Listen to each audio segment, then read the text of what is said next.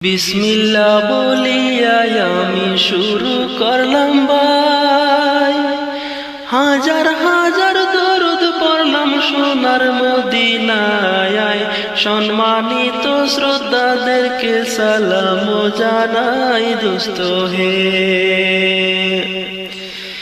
এই দুনিয়া মিছে মায়া ধোঁকাবাজির ঘর, আপন আপন করছো যাদের তারা সবাই পয়ার।